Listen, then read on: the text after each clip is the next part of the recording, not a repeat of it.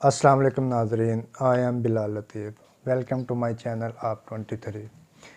आज की इस वीडियो में हम आपको ये बताना चाहेंगे कि मसला कश्मीर कब पेश आया, कैसे पेश आया और ऐसा क्यों पाकिस्तान के साथ किया गया। क्यों मसला कश्मीर का इत्तेहाद पाकिस्तान के साथ नहीं किया गया, इल्हाक़ नहीं किया गया। इस वीडियो में हमने ये आपको बताना है। मसला कश्मीर शुरू दिन से ही, पाकिस्तान की आज़ादी से पहले ही मसला कश्मीर वजूद में आ गया था। इसकी वजह क्या थी? उस वक्त उस वक्त के जो लॉर्ड थे, लॉर्ड माउंटबेटन, उसने 2 जून को 1947 में एक मंसूबा पेश किया जब पाकिस्तान और हिंदुस्तान की हदबंदी होनी थी। उस मंसूबे के तहत मसला कश्मीर जो था, कश्मीर का हिस्सा, कश्मीर, गुरदासपुर, फ़िरोज़पुर, ये 0 पॉइंट ये इलाके जो हैं वो पाकिस्तान के साथ इल्हाक़ थे और पाकिस्तान के मगरबी पंजाब में ये इलाके शामिल कर दिए गए थे। लेकिन उन्होंने साथ ये भी ऐलान कर दिया कि इसमें कुछ भी तब्दीली मुमकिन हो सकती है, सर्दियों में काफ़ी हद तक तब्दीली मुमकिन हो सकती है।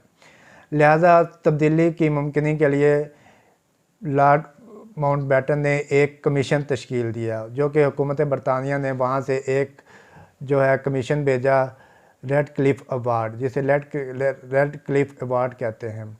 रेड क्लिफ अवार्ड एक कमीशन तश्कील दिया गया जिन्होंने हदबंदी मुकर्रर करनी थी पाकिस्तान और इंडिया के दरमियान।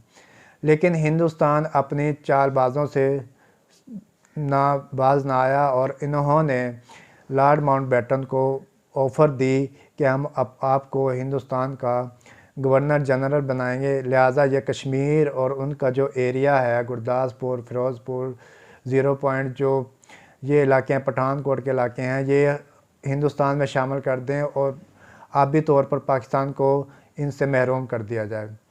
लिहाजा जो कमीशन बनाया गया वो रेड क्लिफ अवार्ड की सूरत में, उसमें 2 नुमाइंदे हिंदुस्तान के शामिल थे, 2 नुमाइंदे पाकिस्तान के शामिल थे, 1 नुमाइंदा रेड क्लिफ अवार्ड था। लिहाजा वो हिंदुस्तान में पहली मरतबा वो नुमाइंदा तशरीफ़ लाया था रेड क्लिफ अवार्ड। उसके आते ही रेड क्लिफ के आते ही लॉर्ड माउंटबेटन ने उसके कान भरने शुरू कर दिए कि मैंने ये हदबंदी कर दी है, लिहाजा कश्मीर का जो एरिया है वो पाकिस्तान के साथ इल्हाक़ कर चुका है, लेकिन इस हदबंदी में तब्दीली करनी है जिसके एवज़ आपको बहुत सारा ख़जाना, माल व दौलत, हीरे जवाहरात दिए जाएंगे। और हिंदुस्तान के जो हैं सियासतदान, उन्होंने वादा किया कि वो मुझे हिंदुस्तान का सरबराह बनाएंगे, ये पहला गवर्नर जनरल बनाएंगे। तो रेड क्लिफ अवार्ड जो है लॉर्ड माउंटबेटन की बातों में आ जाता है। तो उन्होंने जस्टिस जीन मोहम्मद, जो कि इस नुमाइंदे का सरबराह होता है पाकिस्तान की तरफ से, उसे एक आबी दौरे की, एक फ़ज़ाई दौरे की डिमांड करता है कि हमने ये गुरदासपुर, फ़िरोज़पुर और पठानकोट के इलाके हमने जहाज़ के ज़रिए ये इसकी हल्का बंदियाँ जो हैं, हदबंदियाँ जो हैं, हमने वो देखनी है, लिहाजा आप हमारे साथ चलें और हम देख लें।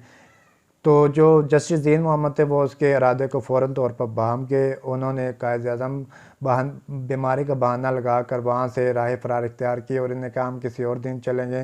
लिहाजा वो कायद-ए-आज़म के पास पेश हुए। उन्होंने कायद-ए-आज़म को सारी सूरत-ए-हाल से आगाह किया। कायद-ए-आज़म ने फ़िलहाल जस्टिस जीन मोहम्मद को खामोश रहने का कहा। लिहाजा जब उनका इजलास हुआ तो कायद-ए-आज़म ने जो है वो उनके सामने, रेड क्लिफ के सामने, ये बात वाज़ेह की कि जो लॉर्ड माउंटबेटन हैं वो पहले ही कश्मीर और उनके जो इलाके हैं, मुल्हिका इलाके हैं, उनका इल्हाक़ पाकिस्तान के साथ, हदबंदियाँ पाकिस्तान के साथ अटैच कर चुके हैं, इनमें कोई तब्दीली ना की जाए। तो रेड क्लिफ ने भी कायद-ए-आज़म को यकीन दिलाया कि हम ऐसा कुछ नहीं करेंगे, ये पाकिस्तान के साथ ही इल्हाक़ शुदा हैं।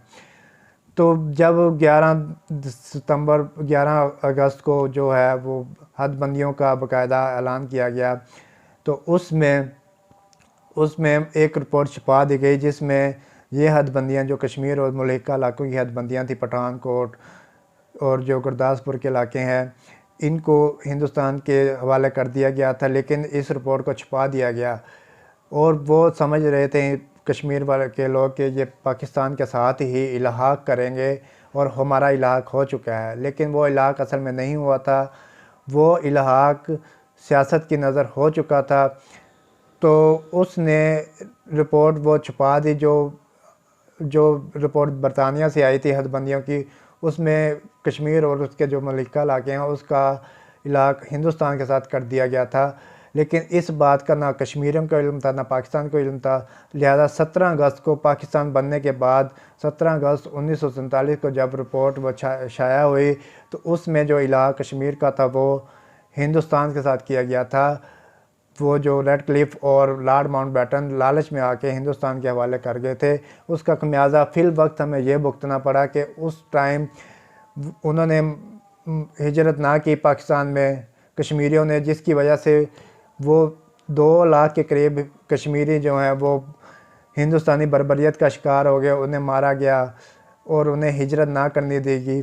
اسی وجہ سے آج تک ہمارا پاکستان اور انڈیا کا جو ایشو کشمیر ایشو آ رہا ہے وہ ابھی تک حل نہیں ہو سکا۔ اس کی مین وجہ حد بندی تھی جو کہ ابھی تک قائم ہے، لہذا اقوام متحدہ میں بھی بارہا کوشش کی گئی ہے کہ کشمیر کے حوالے سے کہ کشمیر کو میں ریفرینڈم کرایا جائے، باقاعدہ الیکشن کروائے جائیں کہ وہ کس کے ساتھ الحاق کرنا چاہتے ہیں، لیکن کبھی بھارت بھاگ جاتا ہے کبھی پاکستان کو، اس طرح سے وہ ابھی تک کشمیر کا ایشو حل نہیں ہو سکتا۔ لہذا سیاستدانوں کو اس مسئلے پر فوری طور پر سوچنا چاہیے اور اس کے حل کے لیے متعدد تجاویز پیش کرنی چاہیے، اور انٹرنیشنل ممالک کو بھی اس میں انٹرسٹ شو کروانا چاہیے تاکہ پاکستان اور انڈیا کے تعلقات بہتر ہو سکیں۔ لہذا آپ کو ہماری یہ ویڈیو پسند آئی ہو تو لائک اور شیئر لازمی کیجیے گا۔